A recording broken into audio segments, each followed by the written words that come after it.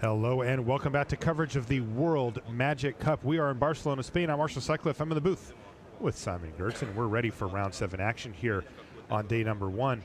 Incidentally, round 7 is the last round. This is the last one, and we have a decider between these two teams, Serbia and Slovakia, in our feature match area. We're going to be starting things off right on our middle table here with the two headlining players from these teams. From Slovakia, Ivan Flach, and facing him down from Serbia, Alexa Telerov, as they get ready to fight. This is Golgari Midrange versus Jeskai Control. Just at face value, what do you like in the matchup here? It's a coin flip, Marshall. For me, it's really dependent on how both of these decks are constructed, how the draws shape up. But we're in for a relatively long game because of how the answers of the Jeskai Control deck line up very well against the more mid-rangey approach of the Golgari deck. This is not a hyper-aggressive deck or anything, but it has a lot of staying power with cards like Carnage Tyrant, Fine Finality, Graveyard Recursion effects, and so on. Treasure Map, the first play of the game there, comes down for Ivan Flach. He passes the turn back, and a relatively slow start here for Telerov. He plays tap land, but this one produced the Llanowar Elves, so he will be able to catch right back up again with an untapped land here. Could deploy 4 mana worth of something. In the meantime, Flach, really a control master, right? I mean, this is what he's known for. He is an absolutely superb control player. Passes the turn back with the ability to use that treasure map, but 3 mana left on the battlefield, and that usually means a counterspell if you're facing down Flach. Yeah, and of course you don't have to use your counter magic, so that Wild Growth Walker can definitely resolve. So Teller also doesn't have the information at that stage if there is really a counter magic in Flach's hand. Yeah, interesting, the Wild Growth Walker. The life gain aspect, very important in some matchups, less so here. But it can still get big. Wild Growth Walker can just kind of end up being some type of a clock that must be dealt with at some point. And once it goes to 4 toughness in particular, Deafening Clarion suddenly doesn't take care of it anymore. Speaking of, we could see it here with an untapped white mana source. If there is one, there is not. Yeah, but actually Flach has really nice options in his hand with the Chemister's Insight in particular. And if there's something that's too scary by Telerov, let's say you don't want to face a Vivian Reed at this game stage, then you can still use your counter magic and activate Treasure Map, which is, well, almost as good as drawing 2 cards. Looks like white mana will be a priority here for Ivan, though. He does have 3 white cards in his hand right now. Marshall, you can even make white mana with the treasure map if it comes to it. So I'm not really concerned here. You can see the treasure map. That's kind of the Adrian Sullivan special. He premiered this new Jeskai deck, a lot fewer creatures, but treasure map in the lineup. We actually highlighted treasure map earlier as one of these cards that is quite subtle in the Unified Standard, because once you start thinking about it and how it's positioned, there are multiple decks that would want it. And as you mentioned a minute ago, Simon, Vivian Reed, a possibility here for Telerov. He does in fact go for it, and Flach says, I would really prefer you not to have that. Well, so I'm that's exactly the turn I just described. Yeah, exactly. So another Surveil here off of Sinister Sabotage. Now we're already scrying with the treasure map, and Flach might actually activate it again. All right, well, we'll let Flach make his decision. He tends to take a minute or two to do so. But in the meantime, we've got Matej Zadokai here with some updates from the floor. I mean, Marshall, you probably want to know how the U.S. is doing. I desperately want to know. And I have some updates for you about this particular match. Before I even came to the table, I already saw Dylan Brown up a game on Gregory Medina with his Celestial Tokens deck. And I also came in and saw Seth Manfield play turn 5 Carnage Tyrant against Jeskai Control. His opponent managed to deal with it, but he could not deal with the second Carnage Tyrant the turn afterwards. Seth Manfield also up a game. And I also saw a pretty good sell the wreckage from Justin Andrews on his table against Victor Nicholas. Victor Nicholas played around it, so he still has some creatures left, but it's looking okay for the U.S. so far. Okay, good start for the USA there. Now, they're not guaranteed. If you are watching back home in the United States, where I'm from, and rooting them on, with a victory, they are not necessarily into day 2, though they put themselves in a good position. And that's the prerequisite. And then if you actually come out of the tiebreaker scramble, even in 32nd place, suddenly you can win the whole tournament. You got a whole new life.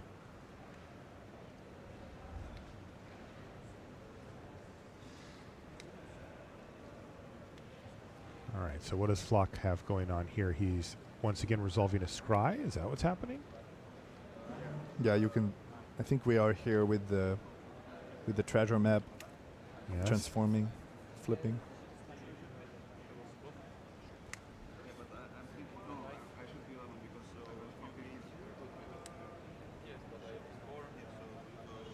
So he found the treasure. Ching.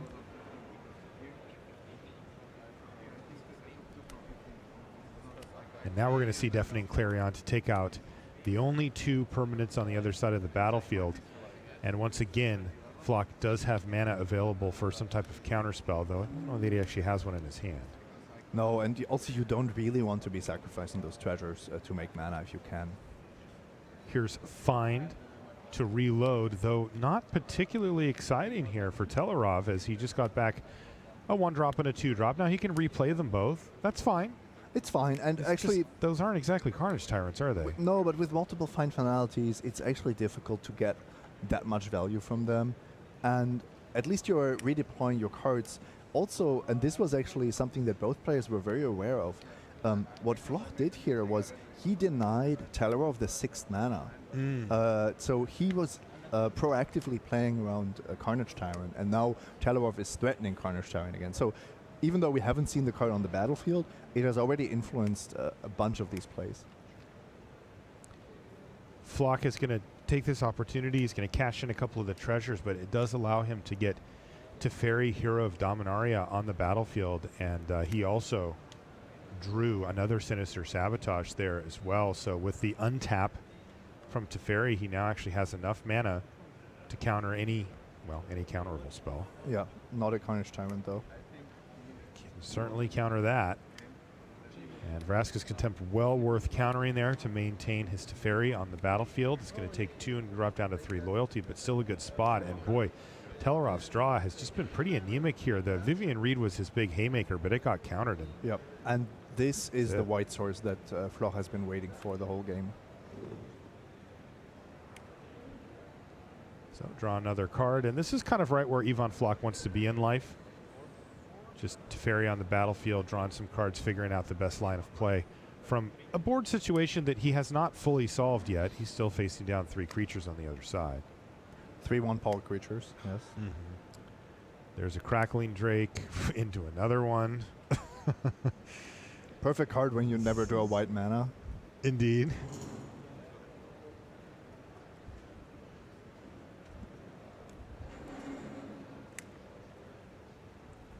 All right, there's that white mana source. Untap the 2 lands from Teferi and pass the turn back to Telerov, who, has managed to assemble a grand total of 3 power here. He's going to need to do more than that. The sad part about this is that whenever he went for one of his key spells, Floch had the counter. So Floch's counter magic stacked up exactly correctly against the threat somehow. And it's difficult to say if that's like Floch just being a master or Telerov missequencing things. I think it's a little bit of both, but the main reason was just that Telerov's draw didn't allow him a lot of flexibility. Yes. He just cast his cards when he could, and Floch happened to always have it. Well, he does stick Vraska Golgari Queen, though, to be honest, I'm not sure how much Floch is really concerned about that anyway.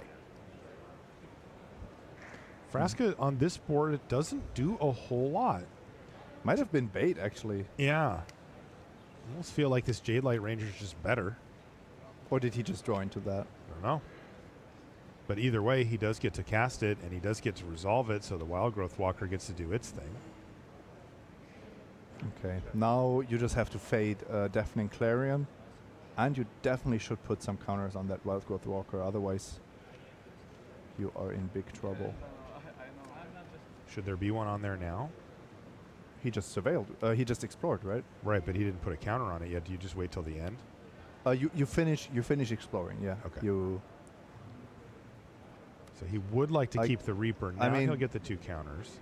I guess technically I don't actually know how it works exactly. If you explore twice, I think you explore twice and then you do it. But either way, as long as you don't forget it, that's fine. Okay, and he didn't, so he gets 2+1/+1 counters. So Jade Light picks up the 2 counters.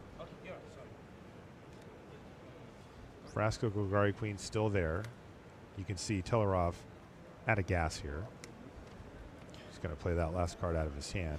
You see there at the top, instant and sorceries played, and in exile, 6. That's exactly the amount of power you need to deal with Vraska here. If you also have Deafening Clarion, which I think Plock just picked up, the game's just over. No permanence left for Telerov. What about the Walker? Oh, you're right. Sorry. Yeah. The Walker. The Walker's offended that you even suggested that it wouldn't survive a mere Deafening Clarion. Though, to be honest with you, Simon, I'm not sure how much the Wild Growth Walker matters at this point. No, it might get sealed away, and then... Yeah. And then the game's over? If Telerov even wants to play that far. Yeah, things looking very good for Slovakia here in game number 1, but there's a long road ahead of them. They have to win the entire round to advance. If they do, they're in. Same goes for Serbia, though. Okay, there's Deafening Clarion. Telerov being very helpful. Yeah, he really is. Thank you. Boy, watching these Crackling Drakes just mow down Planeswalkers. And that's going to do it. As you mentioned, Simon, Telerov might not even want to play that long. And turns out he did not. So Telerov's going to scoop him up. And that is going to be game 1 going to Ivan Flock. Huh. That didn't look particularly difficult. For me, the all-star of this game was the treasure map. Yes, for sure. The scries, the treasures, the mana fixing. Yes. Of course, then the remaining cards were powerful, but without the treasure map, it wouldn't have looked remotely the same. It was critical in that mid to late game stage to kind of power Flock to the victory. So let's check in on our bottom table. Tancic is on mono red aggro. Looks like we have 2 lands versus 7 lands. And I tend to favor the player with 7 lands and 6 permanents on the battlefield versus 2 lands and 3 permanents. This is my chance to mention something here. So it's quite interesting how if you're playing these ABC decks that are somehow rock, paper, scissors, it's quite relevant how the matchups turn out. And what we often see is one mirror match, and then the other 2 are like kind of playing the same matchup, but reversed. So it's like cross-paired almost. It'll be like some aggro deck versus the tokens and deck. And here you see kind of the same thing, because the Selesnya tokens are playing the mirror match, and then you have the Golgari midrange deck against the red deck. Or, in this case, it's the red deck. But the symmetry breaks for Serbia because they decided to not play Jeskai Control, but to play mono red aggro instead. And if you ask me, the first matchup is a 50-50, but I like Jeskai Control against Golgari midrange, and I love Golgari midrange against mono red aggro. So, from a purely numbers perspective, I think Serbia is a slight underdog from the matchups. Ignoring the 1-game lead, of course. Right. Well, Carnage Tyrant's getting ready to rumble. Vivian Reed still on the battlefield, as well as a whole bunch of other cards. Life total looks good. Here's Risk Factor for Tancic, and that's a pretty easy, sure, I'll take 4. You got me down to 18.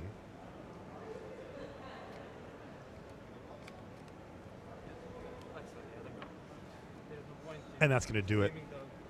So, a very good start now for Team Slovakia. They're up 2-0 across their matches, and that one was a story of not enough mana. Yes, Matej is going to be delighted once he comes back. Oh. Whoa.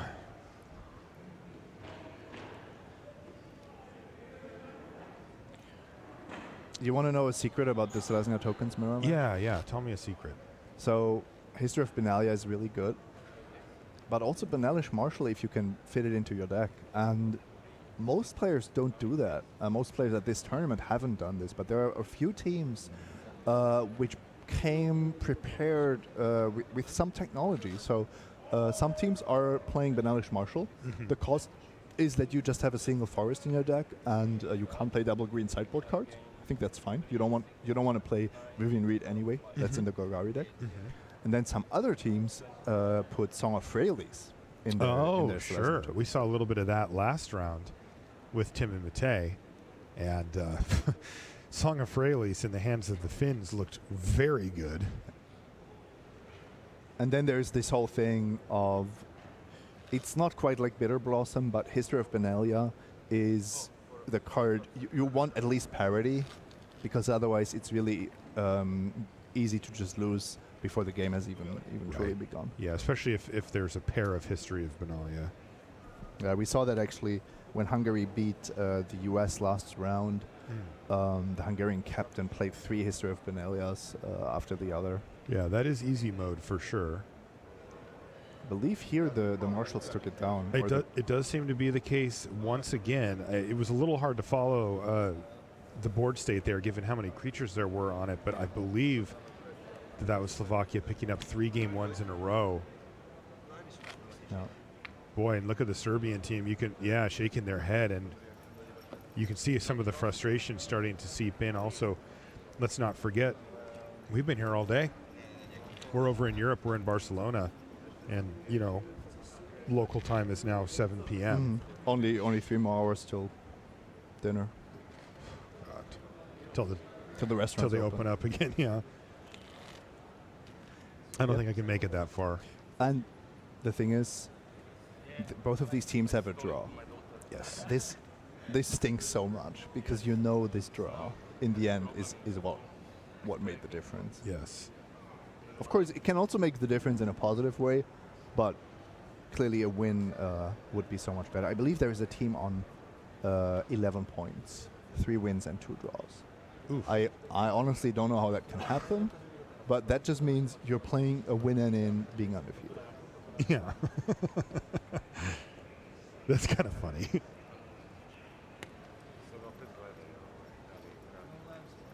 Well, it looks like we got a little bit of shuffle cam here.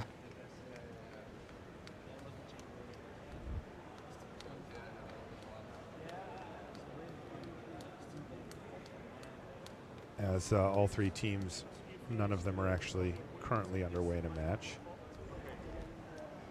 All 3 matchups, I should say. Independent of the result of this match, I don't expect the lineups that include mono-red aggro to go very far this tournament. It's just so difficult to grind through Golgari midrange, Selesnya tokens, and Jeskai control, and even the Izzet Drake's deck is not a great matchup. So ultimately, that sounds brutal. What are you hoping for? You can put 4 lava coils into your deck, but that doesn't even damage players. So, but if you were let's say that your team captain just said, "Look, Simon, you're way past your prime. I'm making these decisions for you," and they just said you're the mono red player, and you sit down to shuffle up against another team, like, what are you even hoping for? Right. Yeah. Like they sit down and they play Selesnya lands, and you're like, well, this is going to be tough. Yeah. Golgari, same thing. Right. Then against control, you have a shot. It's not such a bad matchup, but yeah, I think you can't put yourself at 15% against the field. That seems very ambitious. I kind of like the big red deck. Okay. Because it doesn't play quite the same all-in game plan. We have seen that in the field as well. Okay, looks like we're underway here. At least on one of these. Where are we at? All right, we're back here on mono red aggro versus Golgari midrange.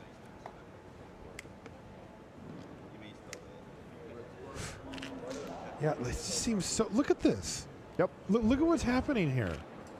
There's a Llanowar Elves powering out a 3-drop, and left on top of the library, probably the most annoying card for this red deck, the Wild Growth Walker. So now, do you keep up your burn spells so that Wild Growth Walker doesn't just kill you? Yeah, that's exactly what's happening here.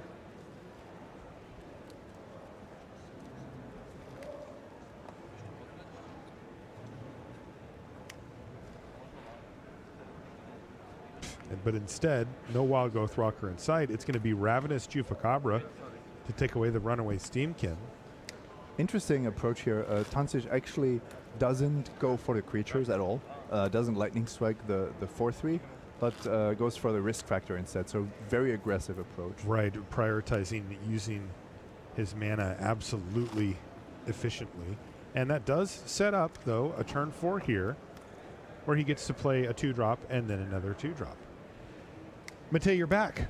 You want to know more? Give me good news. No new game updates. Okay. However, Justin Andrews was in a really long battle where he mulliganed. He had 3 Settled Directives, no white mana, and just struggling really hard, but he managed to turn it around. He settled 1 creature apiece and managed to find some more removal, and I went away, but I'm pretty sure he's going to win that game because his mono-white weenie opponent in Victor Nicholas just is out of gas completely, and he has a full grip. I have to say I was super impressed with Justin Andrews' play with his Jeskai control prowess. He just lost because he mulliganed to 4 last round, so it was really a heartbreaker. Yeah, Seth is still battling with Jose Alvarez. There are some heavy hitting turns, turn after turn. It's a big Golgari mid-range against Jeskai control battle, so that's going to go distance. And then Dylan Brown, he was the first to finish game 1, but unfortunately they got deck checked, so they haven't been able to make much progress into game 2. But I want to give you guys some news. Thank you. We appreciate it, Matej. Matej will be keeping an eye on that match and bringing us updates throughout the course of the round here. Again, I'll remind you that the winner of that match is not necessarily guaranteed to make it through. Of the US match, yeah. That's right. Of the match we're watching. Is guaranteed, yes. And so far, it's all Slovakia in this decider. Game 1's across the board, leaving the Serbian team kind of with their hands on their heads trying to figure out how are we going to piece together 2 matches from this. And I'll tell you what, things aren't looking so hot here for the Serbian team either. No, now you are forced to Lightning Strike because otherwise Niznansky just gains a bunch of life. And then, yeah, sure, risk factor, go to 11. But then you're out of gas.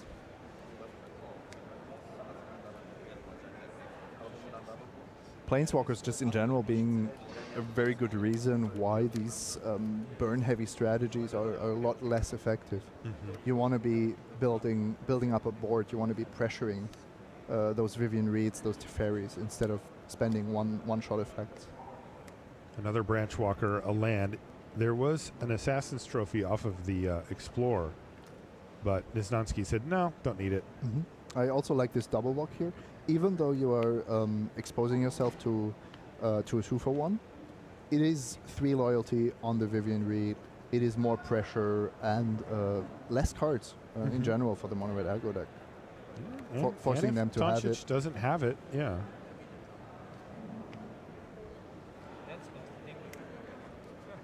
Well, but there's Thrashing Brontodon, a great answer to the Goblin Chainwhirler we see on the other side of the battlefield. Here's Risk Factor. And Niznansky wastes no time saying, sure, take it, no problem. Down to 11, and that's it. For Tancic, out of gas completely and just top decking, which is not where you want to be. And Vivian is on 8 loyalty, so you better do something quickly. Yes.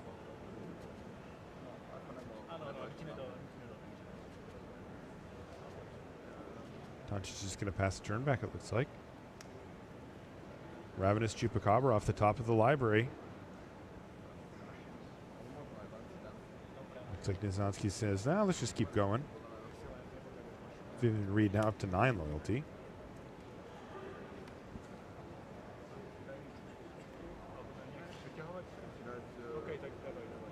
So he's looking at Find here.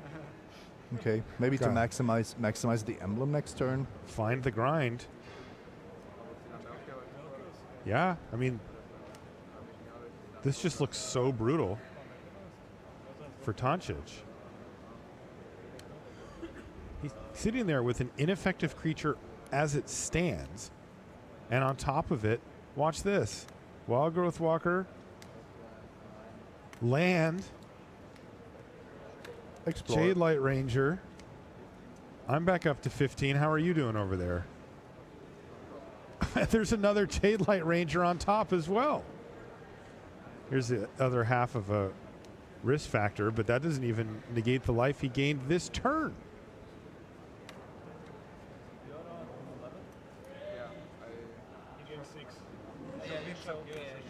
Talarov has to turn his match around, and Guteza has to turn his match around, because this matchup is almost unwinnable for mono red aggro, and with this board state, it definitely isn't winnable.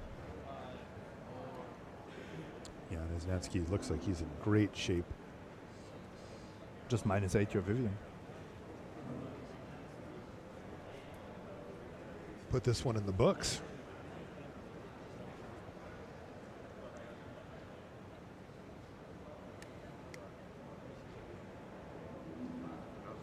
Did you find a shock? Nope. Fanatical Firebrand certainly not going to get the job done here either. Let's do some overrunning. Another Jade Light. Gain 6. Doesn't even need a Vraska's Contempt. Just wants to land.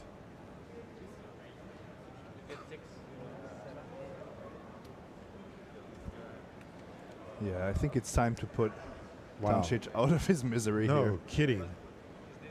Doncic is really fighting the fight. Refuses to give up, but I think it is about that time. Okay, and that is plenty enough for lethal. So the first match goes to Team Slovakia, and they have found themselves in a beautiful position here where a single game win from here on out of all of the possible game wins left, will end it.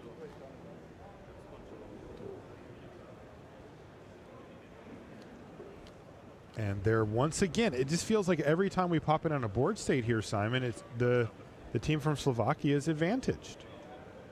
Yep, and here it did take me a little bit to see why.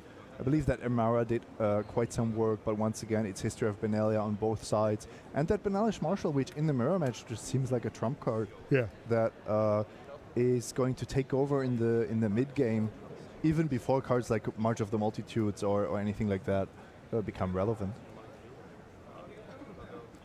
Simon, I think we're going to see Slovakia into day 2 and Serbia with a disappointing exit here on day 1. Yes, that's what it looks like. But, you know, we might be looking at a 5-0 score. That's nothing where you go home and say, look, this one more this one game or anything like that. It's really, at least this round, Serbia isn't in it. No, this is a decisive victory for Team Slovakia, led by Ivan Flach. Though, at least from the perspective we have right now, he's won a game. He's not even going to need to win his other game to get the job done. That being said, he's probably helping out. There's one of his hands right there. Flach has been the Slovakian captain many times, of course, and with the way Slovakia Magic looks like now that we've taken Matej off of the competitive circuit, Flach is just easily the most experienced, most successful player in the country. Of course, has a big mentor role, especially at the World Magic Cup. Yeah, he makes for a very good mentor. Also, he's very easy to get along with. He's just super calm. Yeah, he's a nice guy. And I think that's what these players need, because it doesn't help you necessarily to have somebody brilliant at Magic next to you if they make you nervous or put you under too much pressure. And I think Flach has this calmness which makes it just really nice to spend the day playing next to him. Definitely.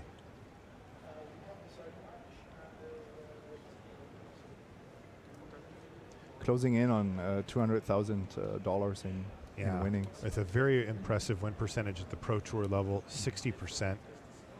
And he gets a healthy 4% bump when he goes to the Grand Prix. So those are world-class numbers. Yeah, just shy of Hall of Fame stats. Yeah.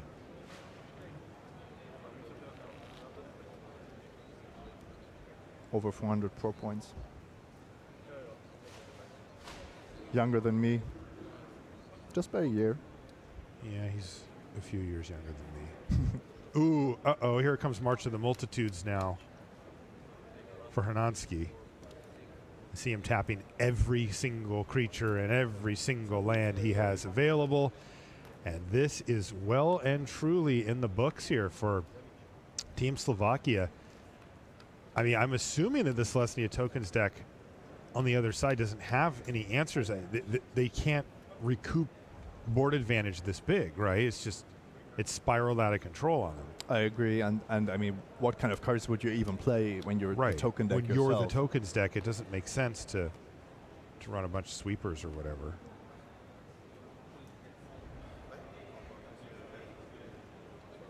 Slovakia making it look easy in a high pressure situation here.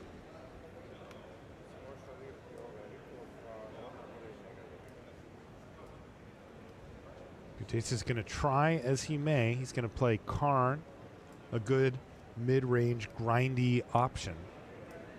But unfortunately for him, the type of things that he's going to find here, he just doesn't have the tools.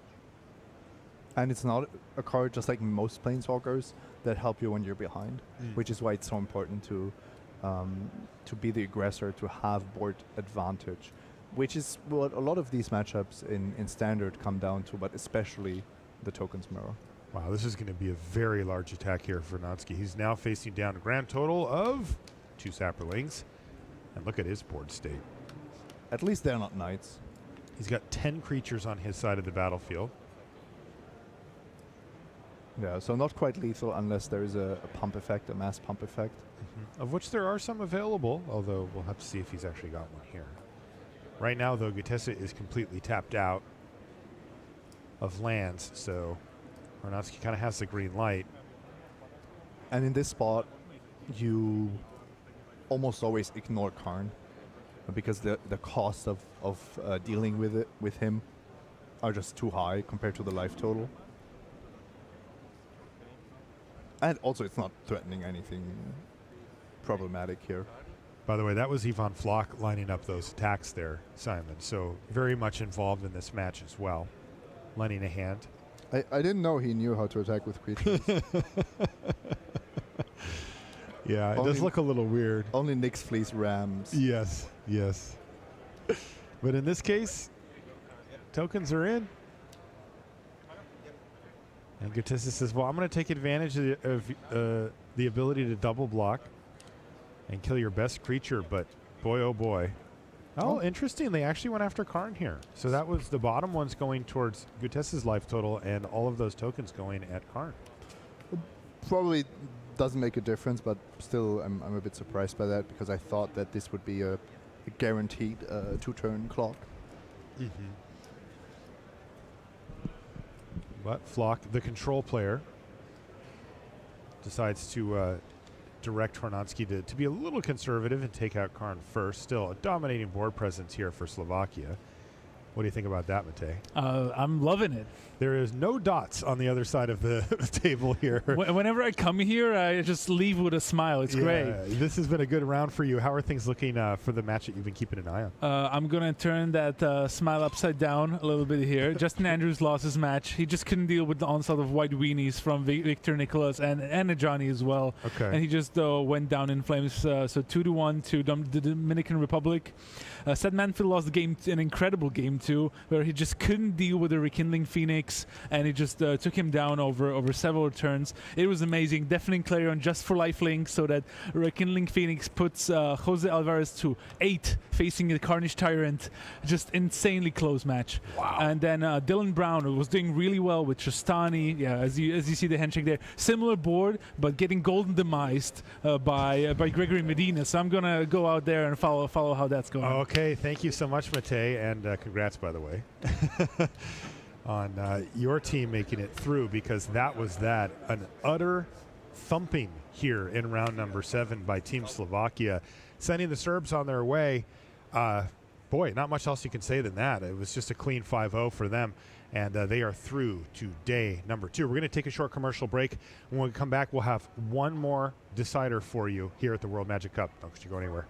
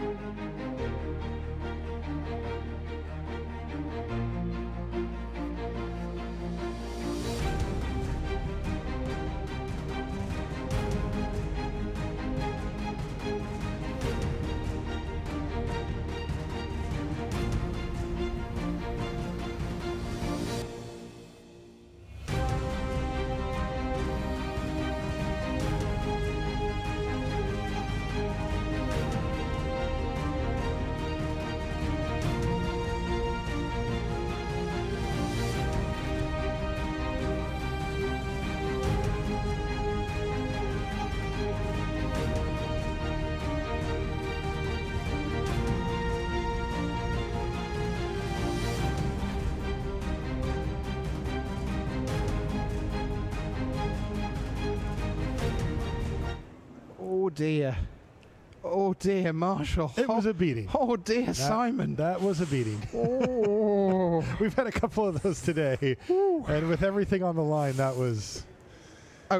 Send them on their way. Do you want to just try looking into the camera and imply for people who didn't see it that it was a really close, drama-filled match? Can you? I wanted to do I'd that. like to see if you can manage that. I wanted that. I can't lie to the viewers though. I just don't have it in me, and they got to witness the carnage that we did, so they know what's up. Yeah, the Carnage Tyrant as well, which we've seen a lot of today. Now Simon, we haven't rehearsed this, so I don't know what answer you're going to give here. I got sent a tweet asking, hey, MTG Rich, any chance we could not see Golgari mid-range? And my instinct, somewhat flippantly, was to reply, nah, everywhere there's Golgari mid-range. Now, am I right on that? Is just every team defaulting to this, pretty much? Almost, yes.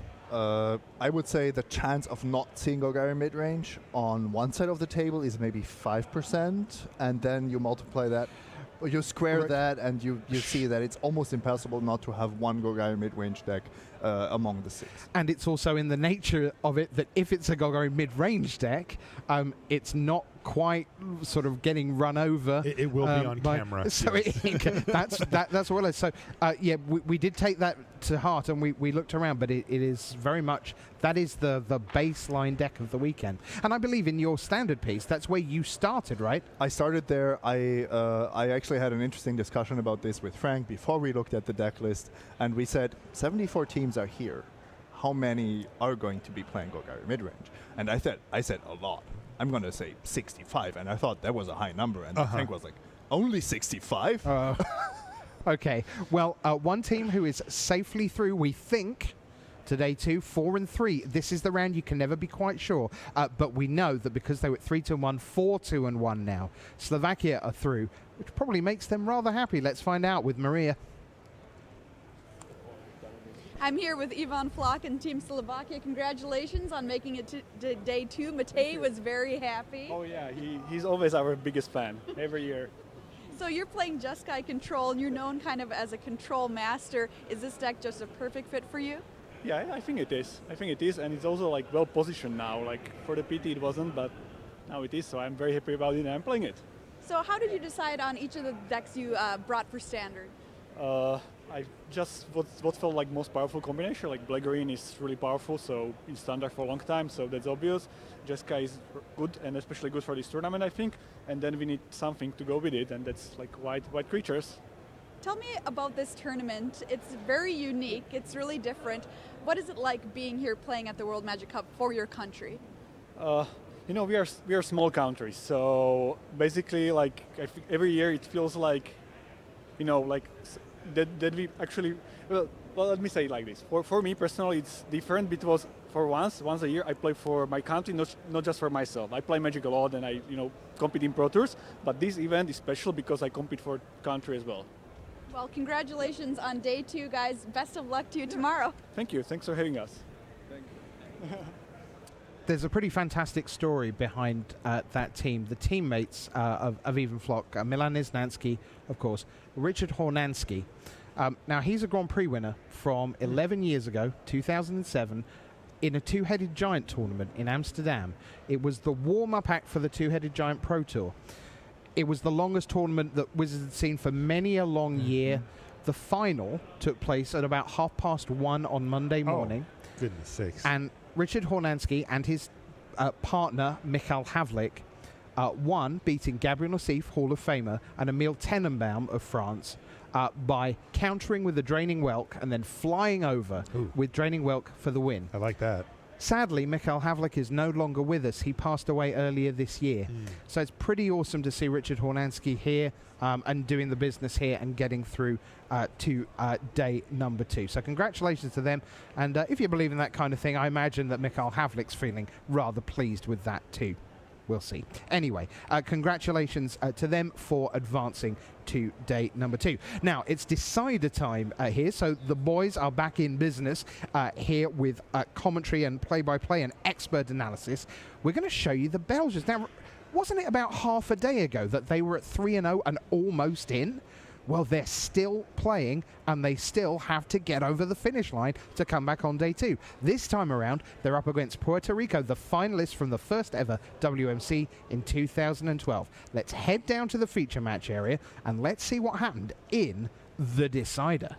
Thank you, Rich. All right. So we were talking a few minutes ago, Simon, about the teams that are not playing this green-black Golgari deck. And we have one of them here. The team's crazy enough not to play Deck-led Ranger. And we really enjoyed watching this chromatic black deck in the hands of Michel Debreu, and we get to see it again.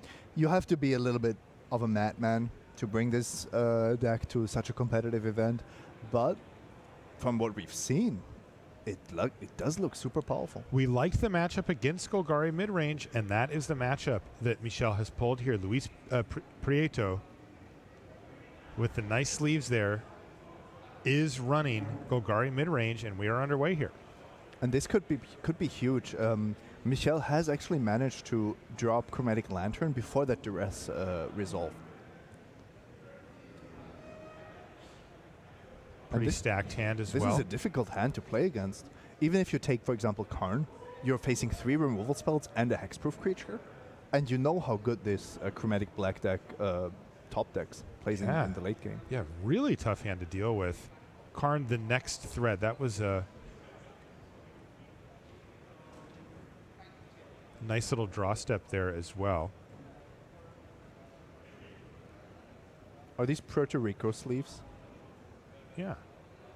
Can you just buy those in a shop? I don't know. I've never seen them.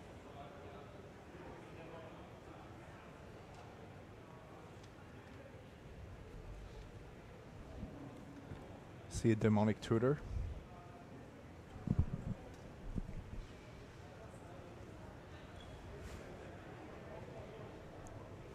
Oh, look who's back. I got news. It's the happy guy.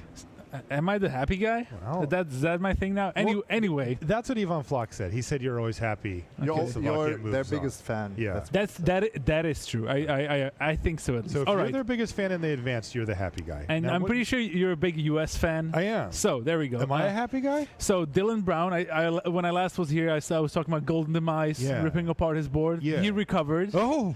Immortal Sun brought him some new cards, and then Trostani. And by the time his opponent Gregory Medina was able to deal with the Immortal Sun, Dylan Brown top decked Flower Flourish for lethal, and got there in the end. So that was one match apiece, and the final one was Seth Manfield against Jose Alvarez, and that was really interesting. But it got to a kind of like a apex when Seth played a duress. And his opponent revealed all counter spells. But at that point, there was already Vraska Relic Seeker in play. And after that, Seth played a Carnage Tyrant. His opponent did not have Settled Wreckage, didn't have enough mana for a Star of Extinction. So Seth Manfield got there. USA got the win in very tight fashion. So now we're going to see if the tiebreakers hold up. Right, because they're not a lock, right? Okay. Exactly, yeah. All right. Thank you, Matej. Great updates from the floor. We really appreciate it. Now, we're watching Luis Prieto here play against Michel Debreu. And what are we looking at here, Simon? How are things shaped up? Yeah. So what we missed during this update was Vivian Reed taking out Chromatic Lantern, and then Vraska's Contempt taking out Vivian Reed. The rest of the cards, we've actually seen most of those during the duress. And even though Mikel doesn't have all colors of mana available anymore, he is assembling this powerful combination of Thaumatic Compass and Cabal Stronghold. So you will see him generate a ton of mana every single turn from now on. Yeah, this deck certainly has the places to put that mana in the late part of the game to help the game end in a hurry. It's actually kind of a disadvantage that the Compass flips at some point. Yeah. You would kind of be happy to get more lands out of it. I wonder if there has ever been a moment where a player didn't play their 7th land to just activate it one more time, maybe. Of course. That has to have happened. Speaking about land drops, no 6th land for Pietro, who must be sitting on multiple Carnage Tyrants here. We saw a pretty aggressive use of cast down there from Michel Debreu last turn to kill the Druid of the Cowl to make sure, well, not to make sure, but to help ensure that Prieto could not play a Carnage Tyrant the next turn. We saw this play pattern multiple times this weekend already. Carnage Tyrant is so such a clear threat at 6 mana that sometimes it's worth it to spend a great removal spell on a mana creature just because you know that the Tyrant will be delayed by a turn. All right, well, here we go. Luis Prieto is getting busy here, crashing in there with the Carnage Tyrant, and he has another one to follow up. There was no play last turn. Mikkel needs for Belgium. They are way up against it now. He almost needs a Chromatic facing Lantern and Mastermind's Acquisition. How about a Karn? You never get what you want with a Karn. No, not right away. All right, how about another Karn? Not a fan. No. This is not going to do it. Wow, is this Belgium team actually going to miss on day 2? They had such a good start to the tournament, and they have a talented lineup with a very strong captain. And this is just desperation Karn. It does seem like the Chromatic Black deck didn't deliver as planned. It does kind of seem like that, Simon. And here you see, for example, that that tutor would be super valuable, but because of how Karn works, you're probably not going to get it. Mikkel does have at least one more turn, though, as far as it looks like.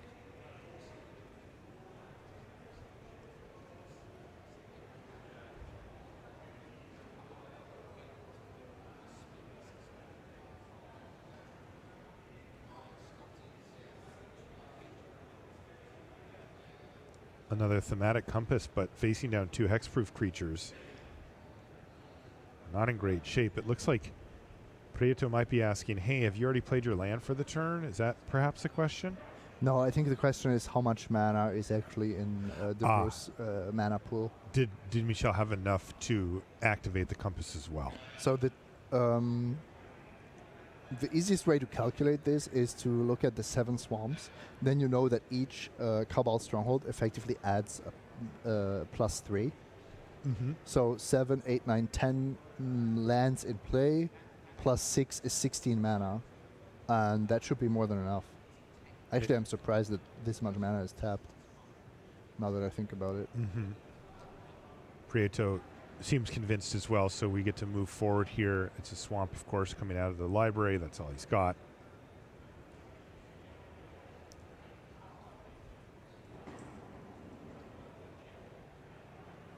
Here's Vraska's Contempt to take care of Karn right now, and this is going to leave DeBrew at a grand total of 1 life point, facing down double Carney T. The problem that you mentioned before, Simon, really important here, is that he has access to sweepers and things with Mastermind's Acquisition, but can't cast them thanks to having only black mana available. No, he would need one of these pieces in his hand, and he needs to draw the other. That's right. And then I think he could actually be fine with that much mana available. You could just do it. Absolutely. Swamp is not it, though. Wow. The wheels have truly come off here for Team Belgium, and Puerto Rico advances, probably. Where are we at here? 3-2-1, 4-2-1. Are they going to be? That's safe. That's safe? That's safe. Okay. So they're going to be through to day 2. Congratulations from the team from Puerto Rico on getting a key victory against a tough European team here, Team Belgium, and putting themselves right into day number 2.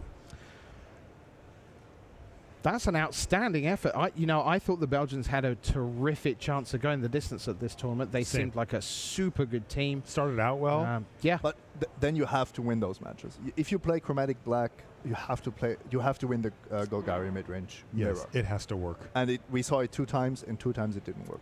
Right. And at the end, that puts Belgium out for sure. Now, we do have another decider, but it's a decider for pride. We've got a match that's still going on out on the floor. This is Greece against Venezuela. They're at 2 and 4, so former champion, led by Makis Matsoukas and Michalis Foukarakis. Their matches are done. What we're going to see is Golgari Midrange, shockingly, being the one that's still going. This is Frank Pappas for Greece and Humberto Pataka in his 3rd World Magic Cup for Venezuela. So let's head on down for some more bonus magic as we wait for round 7 to wind down. We will finish our day with end step, which will include all 8 pools for day 2 of the World Magic Cup. Remember, the way it works is that as we unveil who gets in at 4 and 3, 25th seed down to 32nd seed, filling out the bottom spaces in pools H and backwards right up to A, where the 32nd seed will be revealed. But we're underway, so here's Humberto Potocka against Frank Pappas, Venezuela against Greece. Once again, Marshall and Simon. Thank you, Rich. Looks like a little bit of a slow start here for Pappas, having elected to attack with that Llanowar Elves. I actually know Umberto quite well. Do you? He speaks German fluently. How did that happen? He spent many years in Germany. I don't know if he's still there, but he was definitely there for his studies in the same city that I lived in. Where was that? Aachen. Aachen. Yeah, I knew that City already. of Aachen. So you bumped into him at the local Magic Yep. tournaments? Yeah. That's awesome. Everything he knows, he learned from me. Oh, okay. And now he's the top player of Venezuela. Oh, interesting. Didn't know that part either, Simon. No, I Glad you were here to tell me. I just made that up. Yeah. He didn't say so. No. You did.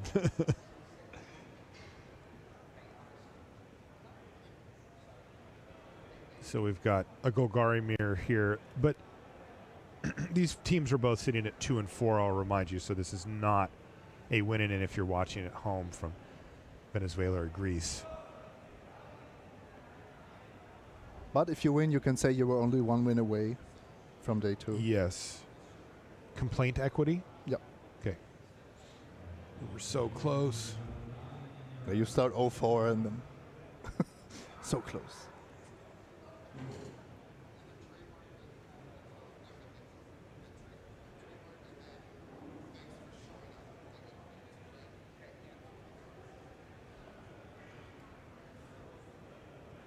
Pappas is just going to play Plague Crafter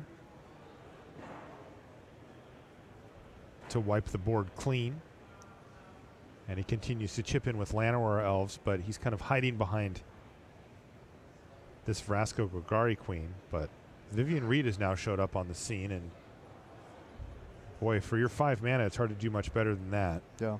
Especially facing down 1 power. Massive amount of loyalty. Kind of punishing a little bit here because Pappas decided that the mana advantage of Llanowar Elves is more important than Plaguecrafter, which I absolutely believe because you need to get up to 6 to that Carnage Tyrant. But it does look kind of weak when your opponent is dropping Vivian Reed and is preparing to land a Carnage Tyrant.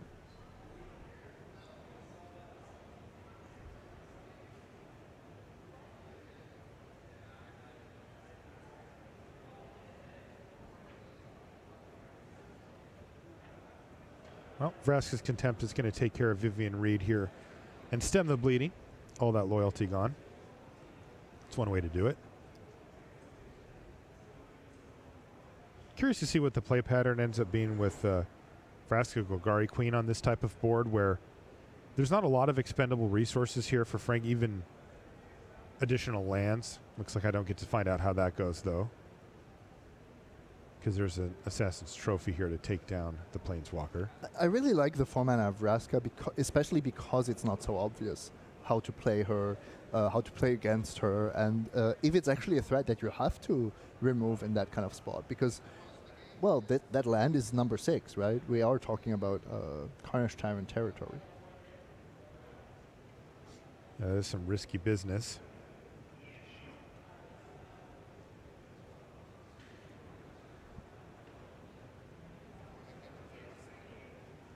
But Potocka decided, you know what? I'm not going to sit here and stare at this Planeswalker for the rest of the game, so I'm going to take care of it right now. And then let's see if there's some punishment here in the form of Carnage Tyrant. No, land go. Not punished at all. Midnight Reaper going to knock Frank Pappas down to 20. And there's Carnage Tyrant on the other side of the battlefield for Umberto. Such an unusual game. For Golgari Mirror, that there aren't 2, 3, 4 creatures on the battlefield on both sides. Not a lot of exploring going on either. Yeah, it's kind of interesting the way that this one's played out. Also, I believe 2 copies of Fine Finality in hand here for Pappas. Which is a key card once you have your Carnage Tyrant on the battlefield. Right. But since he doesn't do a whole lot. He's going to find... What does he get back? A Plaguecrafter? And that's it? Okay. Oh no. That's sad. That can't be where you want to be.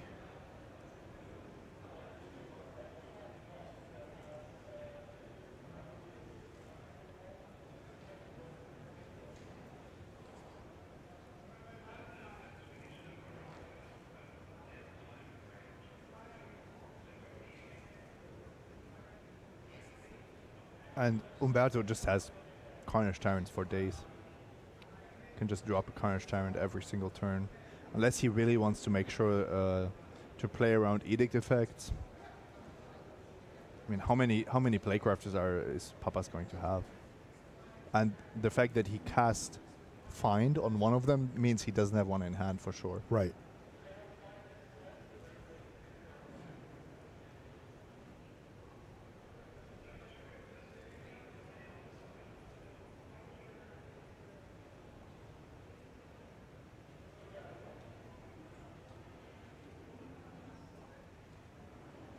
Double Carney T. Yep, that's what I taught him. You're not beating that. Yeah, well, you did well. How many years ago was this that you taught him how to play 2 Carnage Tyrants in one game? 10, wow. 11. Wow. Yeah. You were very ahead of your time. And Frank Pappas is looking at the board like, how am I supposed to deal with this? Yeah. All creatures get -4/-4. Right. Kill my creature, go.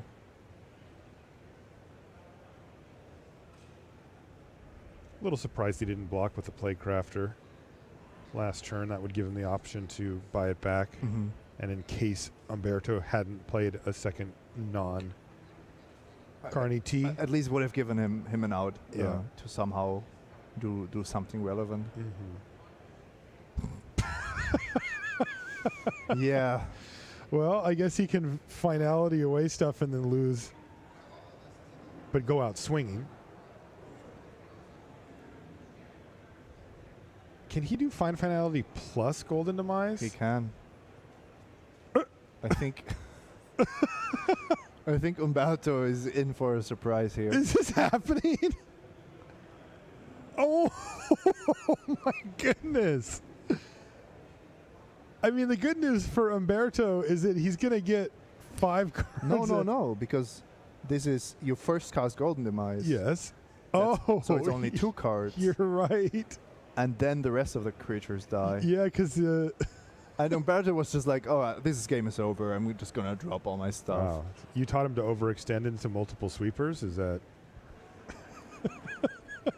And there's another Carnage Tyrant to finish things off for Venezuela. So they finish 3-4 here on day 1, but they're going to have to come back and maybe do some drafting at the side tables tomorrow because no day 2 for either of these 2 teams. But they did give us a furious finish there. That was kind of fun. Yeah. But it turns out the Midnight Reaper was enough to mitigate even 2 sweepers in this case. Yep. Okay. So there we are. We're still a couple of matches out from the end of this round, which means, of course, we can't computate the pools. Is computate a word? Compute, maybe. But I think computate's a bigger word. Calcupute? This is brutal. You What's just brutal? needed a question about a word in English, and you asked him. No one speaks English better than the Germans. Everyone knows this. He does speak excellent English. He which really is the does. real Thank problem, you. the brutal part about it. That's true. Presumably tomorrow, because it is the World Magic Cup and we are a community of nations and indeed languages, 2 of you fancy a little bit of Ausgezeichnet commentary in German? Ausgezeichnet. Yeah, can we do that? Commentary in German? Yeah. We could do a little. You could do that. We'll just do a couple of minutes. Yeah. And then just tell everyone that if they want it to continue, they just have to press the red button. And then just watch the internet melt. Anyway, welcome back to the news desk here. Rich alongside Marshall and Simon. Now, talking of Germany, they're one of the big stories coming into this weekend because you've got Christian Hauck from Team Phoenix New Dawn, who had a Pro Tour top 8 and is now up at the upper echelons of Pro Magic. And then you've also got Mark Tobias. Now, he loves this tournament. And honestly, watching the Germans finish 9th in 2016, missing out in Game 3 of Match 3 of the last day of day number 2 to miss out on the top 8 was one of the more powerful, emotion-packed matches I'd certainly watched live in the room. Last year, things went quite a bit better. They made it into the top 8, they made it into the top 4. Tobias, who had built all the decks for the team, was there again, semi-final time. Not quite the final. This time, could they go a little bit better? Well, they're into day 2. Let's hear now about the German story ahead of this World Magic Cup. All right, hey, I'm Mark Tobias. I'm the German national champion this time. And there's my teammates, Christian Haug back there, and David, and yeah, we're Team Germany, I guess. We didn't do that well for a long time. Like, I think we made like day 2 once or something, but then 2 years ago, we got 9th.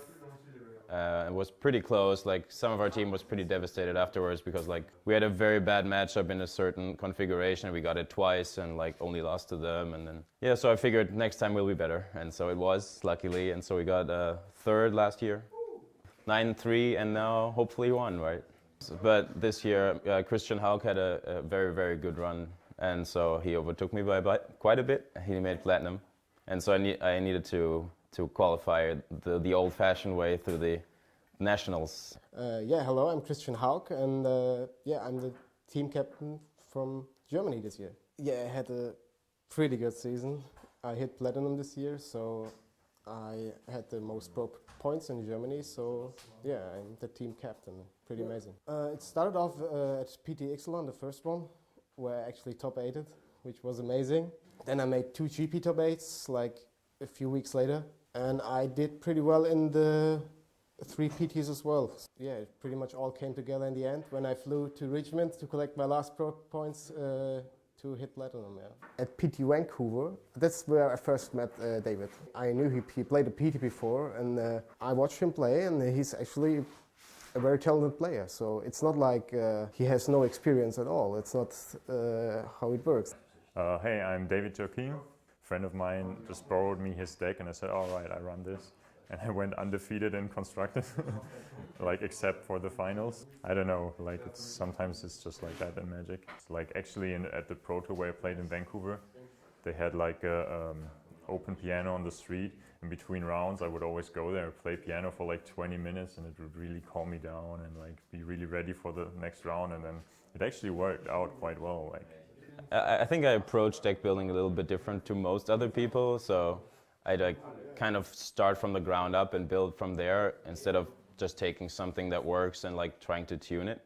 And so most of the time somebody sits across from me, they expect something out of the ordinary, I'd say. Well, there's something in Magic to go big or go home, I guess. People have a lot of trouble adapting, I find. So when they see something that they're not used to, they tend to not know how to deal with it. And so if you somehow attack them from an angle that they're not used to, you get a huge edge there. And if you find something that's actually really good as well as being something they don't know, then you're just in the clear. Yeah, I think the craziest deck I started playing was kind of like mono blue dredge in standard with the Drowned Secrets. It was basically a creeping chill Arclight Phoenix deck. I had a sideboard plan for that deck that involved splashing 2 Fire Captain, and the kill was to reanimate it, because you mill your whole deck so you get it for free, and then you also get a Beacon Bolt in your graveyard for free, and since most of your decks is spells, that's going to be 20 almost all the time. Yeah, so there was kind of a weird mono blue dredge deck that played 2 Fire Paladins, but it was decent, but not good enough, I'd say. He's more the guy who plays the fancy stuff, and I like playing the tier 1 decks and tune it a little bit for the meta game. So the rock and solid choice, you know. I can still learn from David and Mark. They can learn from me. So I think it's always nice, like if you're with more advanced players, then you can always learn a lot. It's really nice to have like the setup, like the physical cards, and then. This year I'm the team captain, but Mark winning nationals, like that's amazing. I think we have a pretty good team this year. Yeah, I actually don't have a trophy by myself. Like, even though I playing for such a long time, I never won a GP. I never won a PT, of course, would be amazing. And basically I don't have a trophy at all on winning. As it stands now, the last World Magic Cup would be an amazing achievement. Yeah, I don't know. I think Simon will be rooting for us too. So, yeah. The World Magic Cup is one of the most fun tournaments you can play at a high level. Like, I don't consider myself a casual player. I can't really play EDH or something. I need to win something if I'm gonna play, right? And winning the last WMC would be pretty cool. And also, like, the team atmosphere is always something else at the WMC. It's a small, compact tournament. Everybody's like hyped because they can represent their country, I guess. And that is something that is not, you can't have in any other tournament. And so, yeah, I'm really looking forward to it.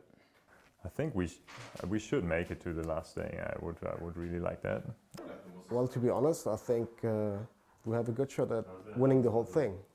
I approach this tournament like I approach every tournament. I'm not here to just take part. I want to win the whole thing, right? But I think we have a pretty good shot, actually, yes. I think we can do it. If everything went our way, I think we can win the tournament, of course. Well, that is the right answer. We think we can win the tournament, as everyone generally says who's been successful. Why would you ever go to a tournament deciding not to win it? Might as well try. So that's Team Germany. They are through today too. Now, we know lots of others are through because all the 4-0s made it in, 4-1s made it in, 4-2s made it in. We got to about 22 teams safely through with a round to go. That left 10 slots, but a lot more than 10 teams that could get to 4-3 or 4-2-1, as it might be. So that means that the pool reveals that are coming up shortly are going to determine who made it in on those records, because there are going to be some people at 4-3, we think, missing out. That's coming up very shortly. While we go and put our heads together and get those pools ready for you, I'm going to introduce you to some more of the teams who've been battling here at the World Magic Cup. Brian David Marshall here with Team Canada. Alexander Hayne, third time as the national captain of Canada. How's the team done when you've been the captain, Alex? So far, 100% day 2 conversion with me as the captain, and 0% conversion past that point. but without you as captain? 0% day 2 conversion. I see. So yeah, basically Canada has not done well at this tournament. It's so we're looking, since it's the last one, to finally make a strong showing. So who up to now, we've been letting other teams win. We've been very polite, Very Canadian. But now it's time to be assertive. Okay, so who do you get to be assertive with here? Who are you bringing with you to the tables to try to win this World Magic Cup? Well, got a sweet squad here with Randall Barber over here and Adam Ragsdale. Both super enthusiastic. And and yeah, I mean, Randall, I think, just flew into this morning, so he's kind of tired. So yeah. Yeah, that's a pretty rough haul. How often have you had to fly in for a Magic tournament around the world? That was my first flight. I've never flown before. Wow. Yeah, so just figured that all out. Makes you a little tired, I found out, but that's fine. I'll sleep extra good tonight to run it back tomorrow. You've been told not to take a nap, right? Yes. I am specifically not napping right now as we speak. Good job, team captain. These are the differences that successfully, differentiate the teams from the top and the middle. Now, this room, by the way, that we're in right now, pretty special room for you in terms of your Magic career. Where are we? We're in Barcelona, the Fira de Barcelona. I probably butchered the pronunciation, but I won a Pro Tour back here in 2012, which kind of jump-started my pro career. And so, yeah, it's a very miraculous place, and the outside area also is just absolutely beautiful. Like, if you've never been to Barcelona, it's a worthwhile place to visit, and no better time to come than for a World Magic Cup, I guess. Yeah, Barcelona, absolutely one of the most beautiful cities on earth. These three guys hoping they see very, very little of it over the course of the next 3 days. Good luck, Team Canada. I'm here with Joel Larsen representing Sweden this weekend. Joel, how are you doing? Good. I'm great, actually. So you haven't played Magic for a little while. This is kind of your tournament back. What's it like getting back into it? No, it feels good. It feels much better when I haven't played it for a while, actually, because it's way more fun. Like, it's kind of easy to, like, I wouldn't call it burnout, but you play too much, and I haven't played live Magic for a while. I realized I haven't touched these cards, by the way, like in real life. Like for Guild Ceramic, and it's been off, 2 months? Yeah. Something like that.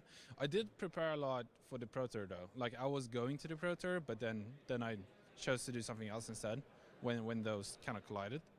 but so I played a set. I played standard a bunch already, but I haven't touched the paper cards yet. How are you liking the standard format?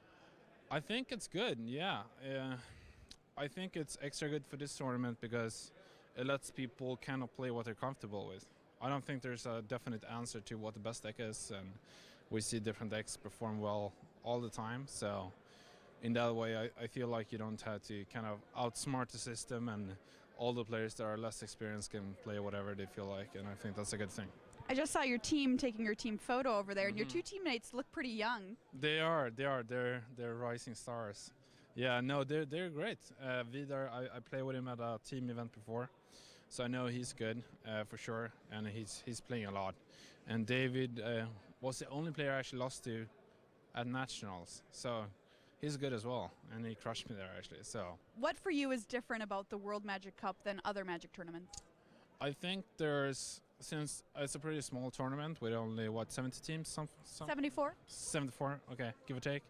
It's actually almost half the size of a Pro Tour, right? So it brings all the kind of countries together closer. You get a different kind of bond with players because it's kind of small and concentrated, which makes it so much more nice to play it. You get a better community feeling, I feel like, and you can play for the pride of the country. That's also fun, you know. So no, I like it a lot actually. I do enjoy it. Awesome. Well, Joel Larsen, best of luck to you this weekend. Thank you. I'm here with Simon Nielsen and Team Denmark. Denmark, one of 6 countries to have won the World Magic Cup. Simon was on that team, the Dane Blast. Simon, no team has gotten 2 World Magic Cup titles. Last chance to do it. Tell me why these guys might be able to carry you guys across the finish line. Well, I mean, just look at these faces. Like, these are the faces of champions. We have Silver Pro Oscar here. He's been in Abercorn for so long. He's practically there. The fastest combat master in the world. And we have Rasmus, who is one of the new stars of Danish Magic. He has already played a Pro Tour, and I think he'll play at least a couple more. All right, and then what about you? How have you worked with these guys to get ready for this event? What have you guys been doing? We have mostly I've been working with the Finnish team, actually. Since these guys had school priorities. So I had to make sure we had 3 decks ready in the testing house for this week.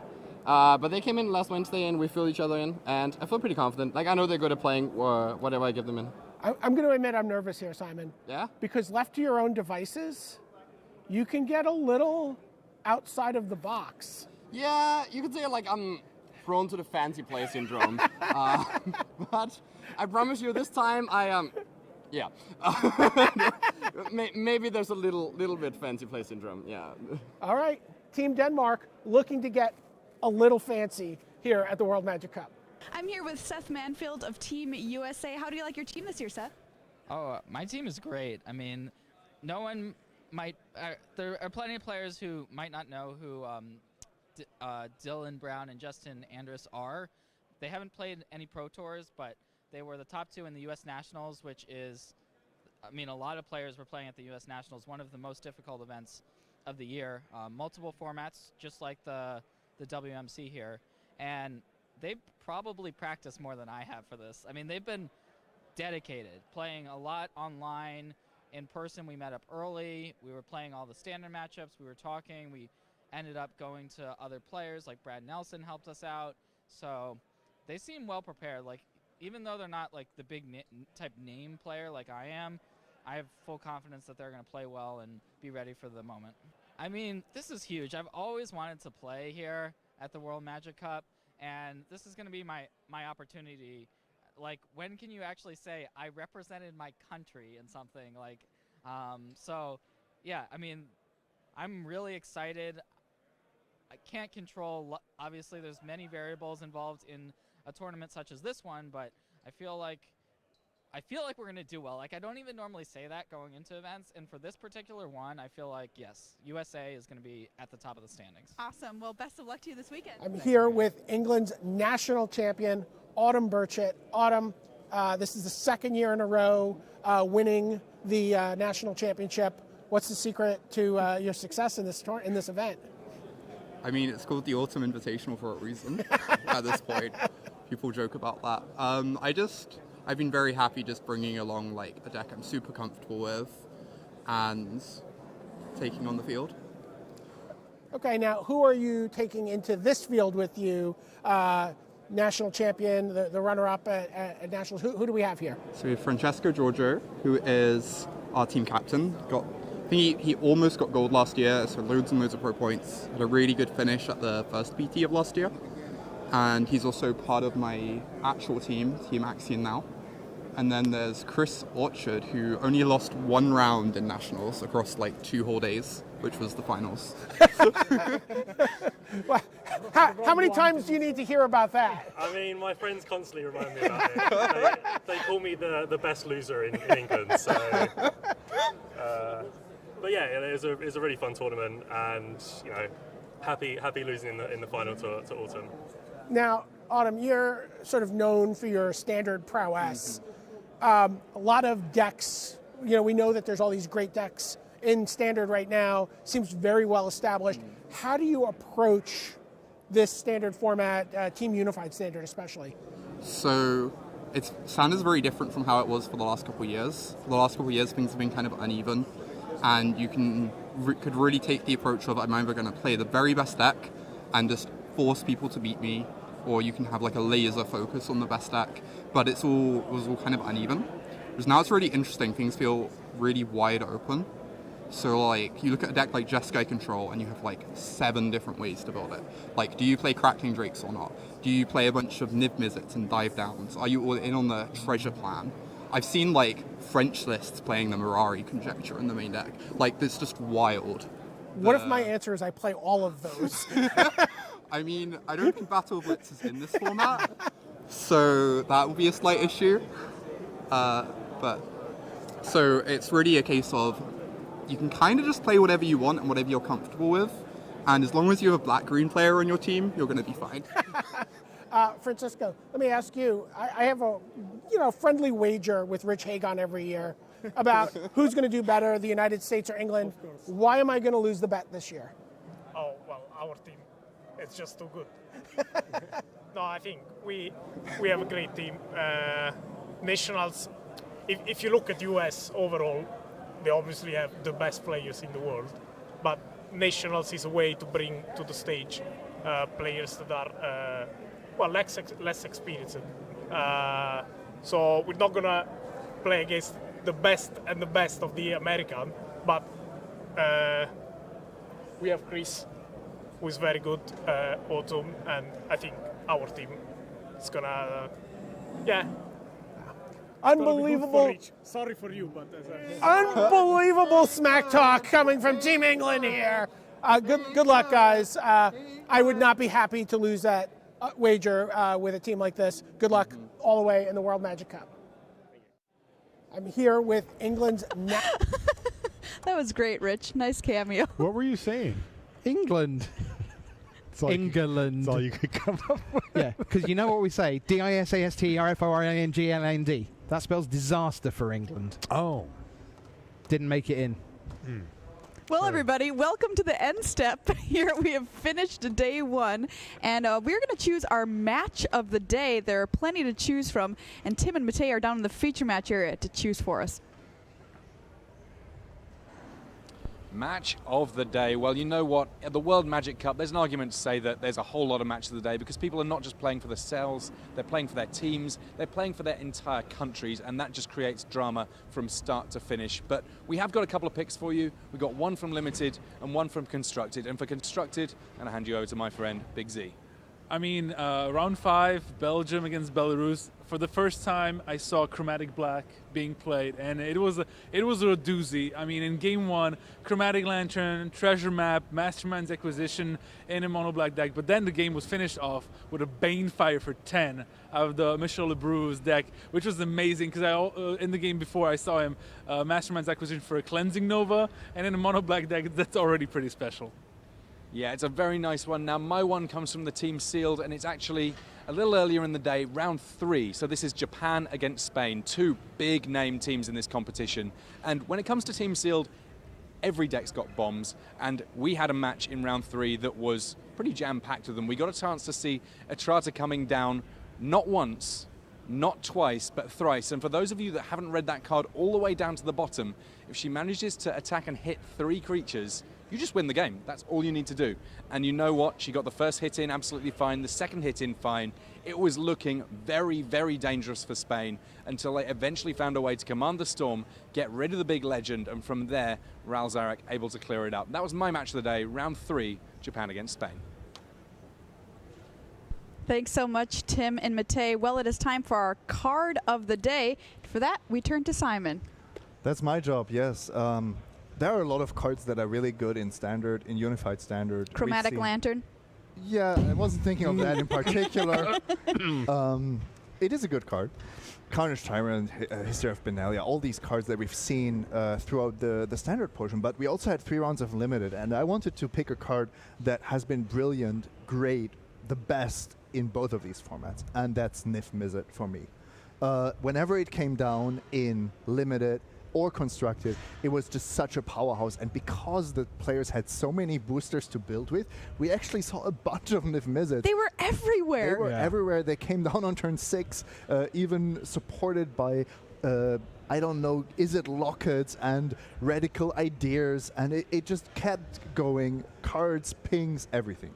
It's all about MTG Arena. That's what it is. People would never know that card was good unless they'd been playing it on Arena. It's like the big animation. It's like, oh, that's really good. I want to do that at the World Magic Cup. And then when your opponent's face explodes, right afterwards. Yeah, they went, must remember that. Face exploding. Good. We like that. Yeah. All right, Rich. Well, you get to choose our team of the day. Who have you chosen? Yeah, this is really simple because getting to 4-0 is an incredible achievement, full stop.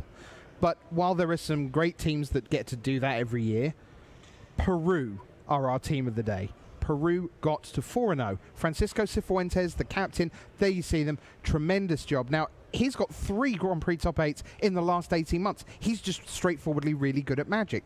They were 27th last year. This is their 3rd day too. Now, Guillermo Lolli played 1 Pro Tour before this weekend, played in the World Magic Cup in 2015, played half a dozen GPs, and Julio Bejarano played 3 GPs, lifetime. And here they are, they come in, they start, they open up the Team Sealed, they build. It's incredibly hard to build Team Sealed, especially under pressure. They did a fantastic job, Maria. They went 3-0 there, knocked out round 1 of Constructed, and went, thank you very much, we'll see you all tomorrow. Great job. Awesome stuff. Well, tomorrow things get a little bit more complicated as to how we are structuring our rounds and who plays who, and that means we're doing some pool play, Rich. Right. So this is very straightforward. Teams go into pools of 4.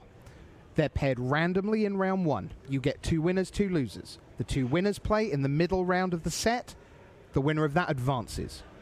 The 2 losers play. The loser's eliminated. And then the 2 at 1 and 1 face off to see who the second team to advance is. So across 3 rounds, you start with 4 teams, get rid of 1 of them after 2 rounds, 1 more after 3, and then we do the same again in the afternoon with the top 16. Top 32 in the morning, top 16 in the afternoon. But there are not 32 teams with a 4-3 record or better. There are 35 teams with a 4-3 record or better.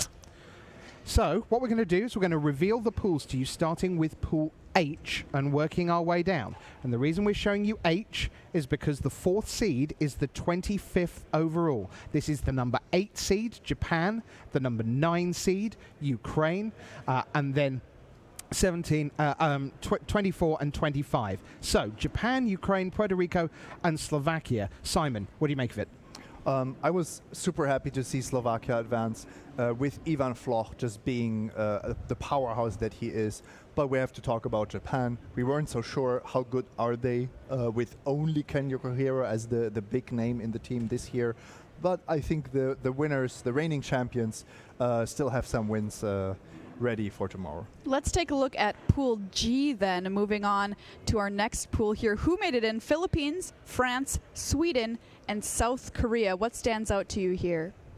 Well, that's actually kind of a team where you recognize the names, but you don't recognize many of the players. With Sweden, Joel Larsson hasn't been so active. France, not the powerhouse team that won the World Magic Cup, for example. It's not all Hall of Famers. It's not Ralph Levy. It's not Ruels. It's Jean-Emmanuel Dupraz, who's at the early stage of his pro career for sure. All right, Pool F. Let's take a look here. Who is advancing in Pool F? South Africa, who had amazing costumes today. Uruguay, Malta, and there it is, the United States. So the United States obviously jumps off as one of the powerhouse teams in the field. And it's good to see that they scrapped their way through because they were not guaranteed to make it by any stretch here coming out of this last round. Marshall, I may get into trouble with Magic fans in South Africa, Uruguay, and Malta. I get that, and no offense to any of them. Great job for making it into day 2. My Lord, that's a great draw for the USA. Yes. That's a fantastic pool to be in. No, you're right. You're right. I know what you mean. I'm This being is a truthful. big part of how these things break. Right? You're totally right. You've avoided Japan. You've avoided Slovakia. You've avoided France. You've Germany. avoided Sweden. You've Germany. avoided Germany.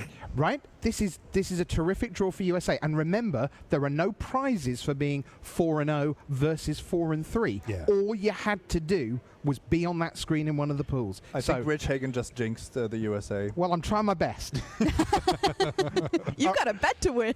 All right, let's take a look at Pool E here and see who's advancing here. Belarus, China, Thailand, and Romania. What do you make of this? And this is the flip side, right? Because every team there will go, we can beat 2 of these.